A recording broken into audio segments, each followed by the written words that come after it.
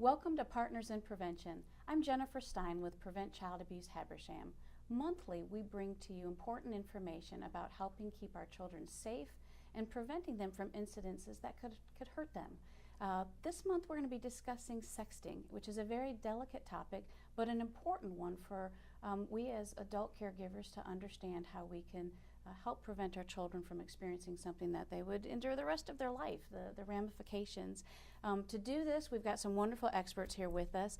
Richard Stein is with Habersham County Special Victims Unit, and then we have April Swing. April is the Community Awareness Coordinator for Circle of Hope.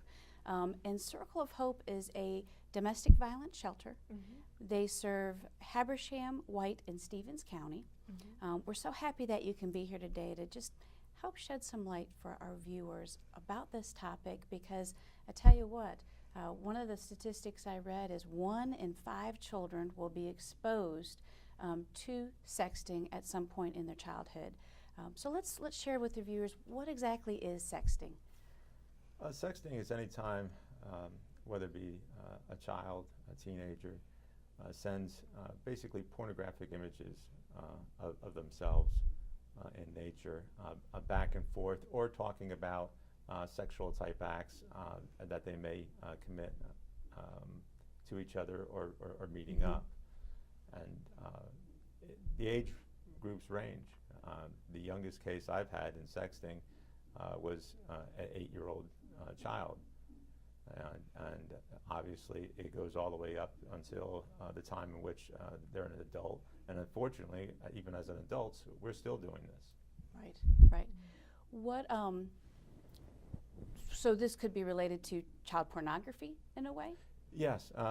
What a lot of times the kids don't realize is by doing this and by taking pictures of themselves or taking a nude photograph of themselves, whether it be showing their breast area or their genitals, and they may be doing this to somebody who they view is the love of their life and a boyfriend, and they're sharing this with this individual, thinking that this is something, and in return they usually send a picture of them as well. What's happening is by doing this, they are, in essence, it's child exploitation, and they are manufacturing, distributing child pornography. Okay. And the dangers is, in today's day and age, especially with the World Wide Web, is they don't always know what they're sending and who they're sending it to. A lot of times if they're sending it to, per se, the love of their life at the moment, we know how young kids change, especially with that. These kids are often haunted by these images after they're sent. I've had cases of where a young girl sent images to her boyfriend just for her boyfriend, and there's really no malice behind it. They were they were just in love. Right. He, in turn, when it was time for the breakup, and she no longer wanted to see him anymore, ended up mass distributing these images to the entire school email system. Okay. And did it and harassed her via electronically for a long time. So what happened is that this turned into a stalking incident. It turned into harassment via electronics, and as you know, mm-hmm. it also becomes a form of manipulation and control. Mm-hmm. What happens is these kids send out these pictures to whether boys or vice versa, girls, and in doing so, they can be controlled by these pictures. Right. Hey, right. If you don't do this, I'm going to show everybody this picture. Right. Or you try to break up with me, I'm gonna do this, and that's where a lot of times, I'm sure April sees it. Mm-hmm. What you're sharing too there is manipulation, pressure. What might be some other reasons, April, that a child would feel the need to send these explicit images? Well, I mean, you pretty much covered most of it. Manipulation, pressure, of course, and what I see with students and just having discussions with students is, of course, just the peer pressure and mm-hmm. Just kind of like their new way of flirting. Yeah, yes, the new way of flirting, and just what they would do to. It's hard to really understand why anybody would do that, but you have to think about, let's say, like you said, it's somebody that it's their love of their life, and they're like, oh, well, I want them to see this picture of me. Ooh, this is nice. Right. And at the moment, it's okay to them, and it seems okay. But and so many times, do you hear that they think that, well, only they're going to see it, right, and because they trust that person when they're together, right, yeah, right. But unfortunately, that changes. And it's also hard is because kids nowadays have a tendency to be even a little socially awkward because of electronics. Electronics have taken over so much that right now they're having a hard time even differentiating between a real relationship, whether it be a boyfriend and girlfriend in school, and a virtual relationship. right. And these virtual relationships, I always say that we've gone back to the old days of the AOL chat rooms in a way, is that they're not understanding the difference between a virtual relationship. And we've had cases involving with the Department of Homeland Security of where these kids are developing relationships with other adults in Georgia. That they don't know. And then also that they've never met in person in Georgia, and then even in other states. I think it was Montana or the Midwest. There was one. There's another one from the state of Florida, where they're making contact, and these are adults exploiting, but they're saying they're somebody else. Right. So hard to fathom that this is happening in our little corner of the world. Oh, we've had adults, meaning young 20s, come up from the Savannah, Brunswick area. Okay. And met with young teens here Okay. to engage in sexual acts. We've had them come all the way from North Carolina, come down. So it's a much bigger problem problem than what we possibly are hearing or seeing in the public. And they're meeting online. And what they're doing is they're going through the various applications. So in that part, it's scary. It's because why these kids don't realize, and they think that they're sending these innocent images, they're also feeding a much larger problem. It's because if they get into the wrong hands, they are producing this pornography, which, obviously there's a very large market for it, especially with the exploitation of children. With this, with the child, my understanding, one of the last part of their brain to develop is the understanding of those long-term consequences. The consequences that come from sexting and child pornography, there's the legal, and then there's the aftermath, the emotional. Right. Touch a little bit on the legal, if you will, Richard. What might a child on the experience? legal, and what people have to remember is a child is anybody under the age of 18. Okay.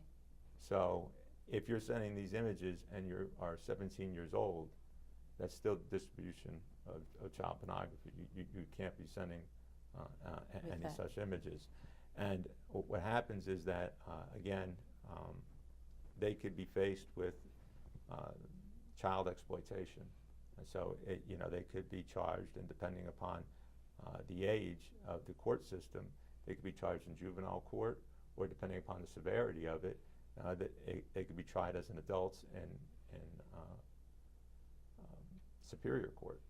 So let's we need to pause right there. Okay. We've got to take a quick break, but we've got a lot more to talk about here in relation to what to expect with sexting. So be right back after this message.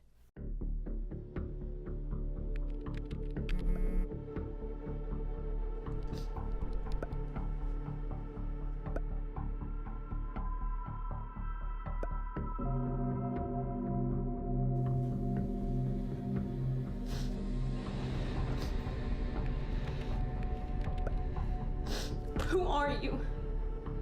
Why are you doing this? Welcome back to Partners in Prevention. This month's episode is focusing on sexting. We have with us April Swing from Circle of Hope, their community awareness educator. We also have Richard Stein with Habersham County Sheriff's Department. He's their Special Victims Unit Sergeant. Before break, and I had to interrupt you, Richard, you were talking about some of the legal consequences. depending on the child's age and things like that. Can you help recap what you were sharing in regards to that? Depending upon the age of the child and what have you, it could be either handled in the juvenile court system, or depending upon what exactly the case is involved, it could also, the child could be adjudicated and tried as an adult, depending upon again what the circumstances are. Right. So they could also face superior court. Ideally, on cases, and because the cases vary, what we try to do is take it by a case-by-case basis and go through it and see what first the root cause is, and where does it start, and who has the child been in contact with. A lot of times the child is truly the victim in this. And like I told you before, on the one where the Department of Homeland Security became involved in, the child was the victim of a predator. I mean, a person that is, his whole purpose is to find children like this. And what people don't realize is that we have a lot of that. People will take advantage of the fact that we're a rural community, a Christian community, very trusting community, and at times I would say that we're naive. Okay. So, and Atlanta is only an hour and a half away, is a major hub. So, we've had girls, the last one, 16, she gave me an education on the streets of Atlanta from the time in which she went there. Okay, from this local area. From this area, and then she was even trying to go back. Goodness, and I know that, there again, we could go into a lot of detail about the grooming that these perpetrators use. So a wide range of legal consequences, very concerning for we as adults, and something we really need to take note of. But what you possibly see, April, and I know you go into the school systems and you provide a lot of education, but the aftermath emotionally, what are some consequences that the child or the victim might experience there, even the perpetrator, if they're a child perpetrator? What do you see there? Well, of course, I mean, just with anything, very similar to a bullying situation. I mean, they're forever bruised. It's something that to them will never go away, and they'll always be thinking about it. And I mean, they're embarrassed a little bit, and there's a sense of something that they'll never get back from themselves. That, like, a dirty picture of somebody of themselves that's gone around. It's like, okay, this is my personal space that's been exploited in some way, and they're never going to get that back. And it'll be something that takes a lot of time for them to just think about that. And of course, I mean, you would hope that the person who maybe passed around the picture or did it would feel guilty about it. So, I mean, in that sense, it's just something that, it's extremely hurtful, and they'll always be thinking about that. And it's horrible. So. And we think of.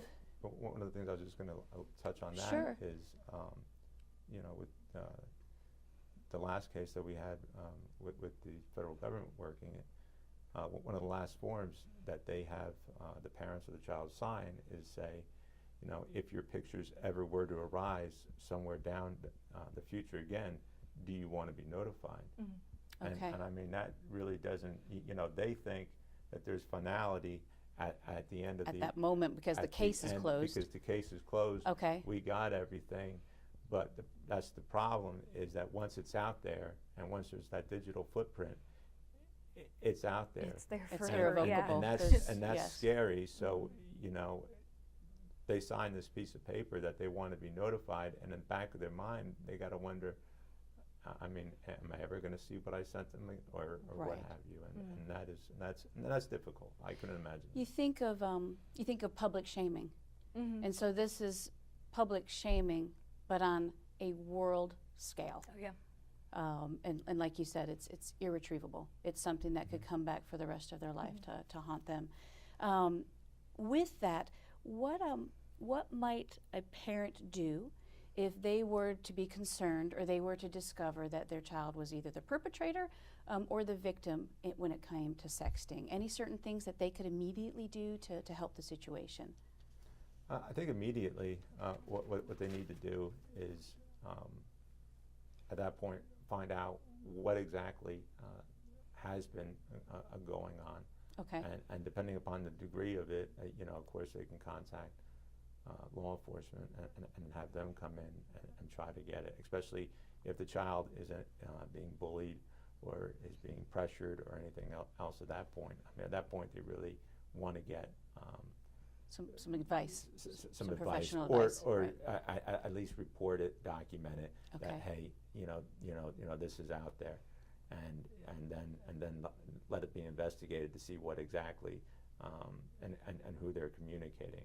A lot of parents have a fear that if, you know, we run to the police, first thing they're going to do is arrest the young child. But you know, that's not the case.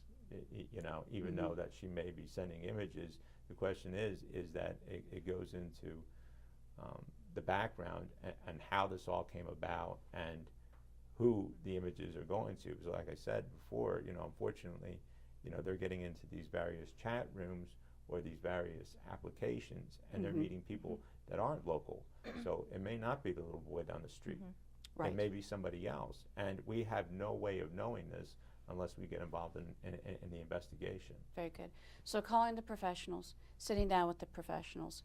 Hopefully, if it's caught early enough, the ultimate goal would be to get these images deleted off of these devices. Hopefully, at that time, it's contained to a minimum, and so that way the aftermath would be the best. April, what would you think for these individuals? Do children sometimes seek out, or do the parents seek out some counseling for them to help navigate these waters in this situation? I mean, I would think, of course they do, and they should. It would be, I mean, yeah, they should seek out counseling. I mean, if it is something that really bothers them, and in my opinion, yeah, they definitely should seek out counseling for that. Okay, just to help maybe ward off any with that. And what's nice is, you know, right now we're out of the school system year, but once we get back into the school system year, our schools are very good and very proactive. Good. We have this new, I think it's bring your own electronic or bring your own smart device to school in order to keep up with technology. But our teachers, especially here in Habersham, are aware. They look for the signs, and our counselors are very active. And you know, if they see something or they suspect something going on with the phones, they're taking immediate action. And they're getting our school resource officers in there. And we're trying to be more proactive and preventing it. Very good. So it's not so much bullying, but anytime something like that, counseling is always a good idea. It helps reiterate boundaries. Good. We're going to take a quick break, and I want to get back to some of the proactive, because this is where, April, you are making some great strides in helping these children understand healthy relationships and these balances you're talking about. So we'll be right back after these messages. Hey Zach, it's me. I can't stop thinking about you. I know you've been waiting for this for a while. I wanted to give you something special.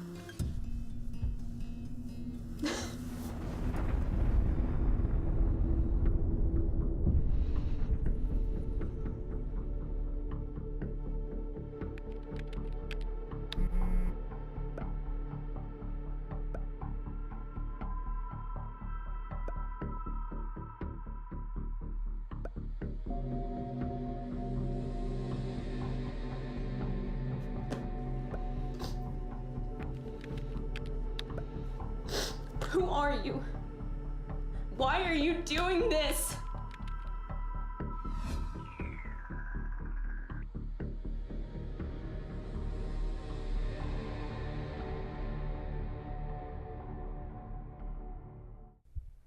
Welcome back to Partners in Prevention. I'm Jennifer Stein with Prevent Child Abuse Habersham.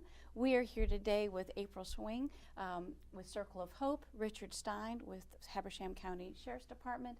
We have covered a large territory today in regards to sexting and just the prevalence and somewhat a misunderstanding of this issue. Before break, Richard, you mentioned how the counselors are very proactive in the schools, and that leads us to April. Being the community awareness educator for Circle of Hope, you are out there day in and day out helping educate children on how they can be responsible with their relationships. Tell me a little bit, what are you doing with your programs that you have? Well, they're called the prevention programs, and they're called that for a reason, because we hope to prevent things like this from happening. I mean, I understand that we're not going to entirely prevent it, but I think in my eyes, more education the better, and to supplement what the counselors are already doing is better. And I go into schools K through 12, and specifically for the 8th graders, we do cyberbullying, and I talk a little bit about internet safety, which kind of ties into the sexting and you know, their online footprint, and how important it is to have a great footprint online. And that, you know, basically you're writing a story about yourself, and how do you want that story to be? You want it to be a good story? Right, You know? I love that imagery that you're providing for them. And it's, you just really have to reiterate that with them, and let them know that this is really important, and that, you know, you really got to try to prevent it before it happens, and let them know the consequences of if this does happen. And also, I kind of touch on, if this does happen, this is what you can do, and things like that. So, and then, of course, when I get into the 9th graders, I talk about healthy relationships, and we talk about how somebody can control you via your social media, your device, and that kind of stuff, and the signs to look for when they're doing that. Okay. So that's a part of that. So. And you mentioned kindergarten. Yeah. Through 12th grade. Kindergarten through 12th grade. Yeah. And well, so really 9th grade. So. Okay. Okay. So at the kindergarten level, what might be a little topic that you would discuss? Oh, okay, for the kindergartners, I actually read a book about things they can do nice with their hands. It's called Hands Are for Helping. Okay. And it's a really short little program, and we just talk about the things that they shouldn't do with their hands, like hitting or pinching or things like that. Right. And then I touch on the things that are fun that you do with your hands, and then we do a little art activity where they color their hands. And of course, I give them a little prize for participating, usually a sticker. Right. I'm letting everybody know the prize, but yeah. So this is so important for parents, because I know sometimes we worry about the prevention component, because what language are we introducing our students to, and our young vulnerable? So what you're sharing with us is so age appropriate. It's helping them realize the positive things that they can do, love the healthy digital footprint that they can develop. As we talk about the digital footprint, let's talk about parents. What are some things that they could promote from the home environment as they prepare to get their child a device? Anything there that we should share? I think parents really need to be more proactive in the fact of educating themselves on the various devices and what these devices are capable of. And we spend a lot of time even talking about the phones, but a lot of times parents don't realize is that their little Xbox or their little PlayStation or their handheld devices or their tablets are all also accessing the web. And they can access other sites as like So YouTube. it says sitting at a desktop. They need to Exactly. realize so that they have the to say anything that can connect to the web, and unfortunately everything we have nowadays connects to the web. They have to have a talk with them and explain to them about the dangers of the web and what to do if they were ever approached by somebody on the so web. scenarios, providing them with some generic scenarios that these are some things that you could experience, and this is what you should do if you should experience If such. you should. And the biggest thing is understanding the applications of how they work. Okay.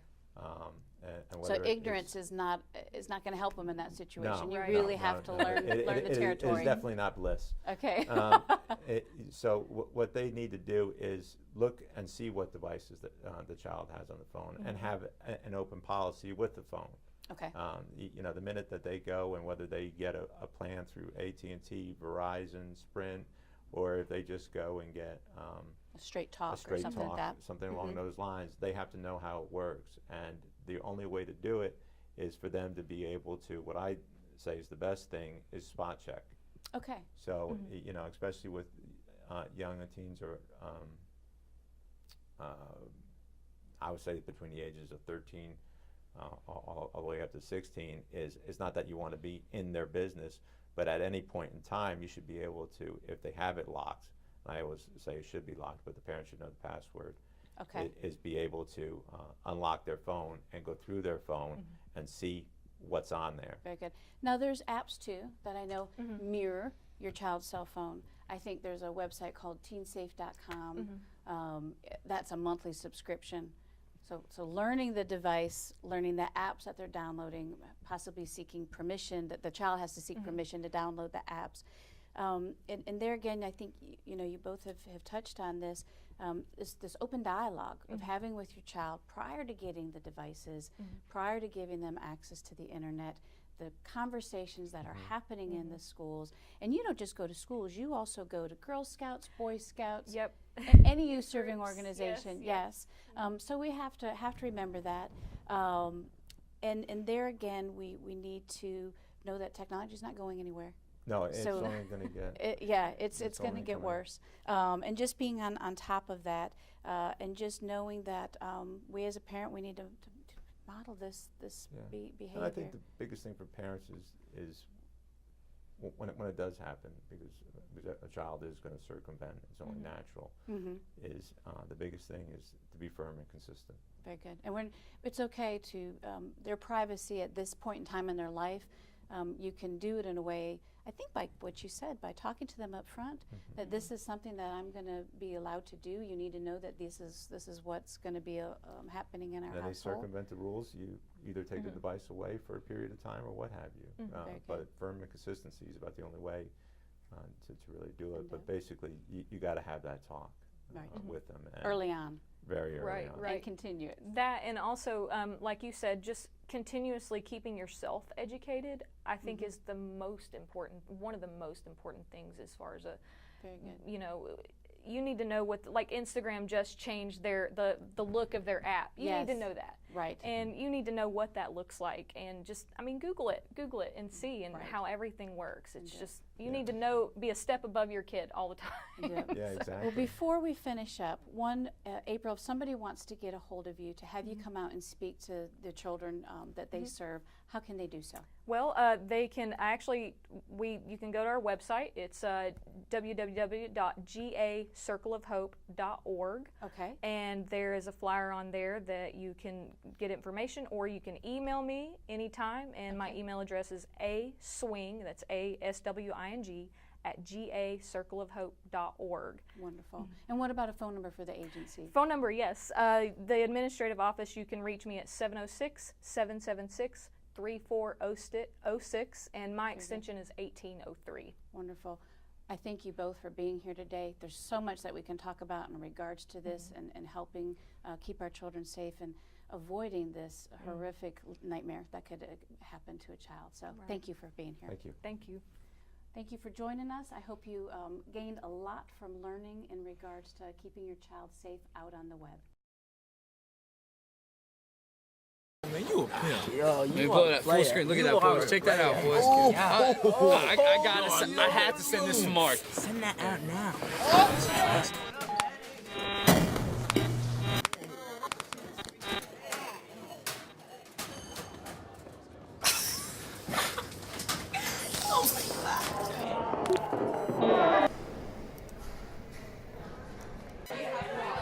Isn't it like that,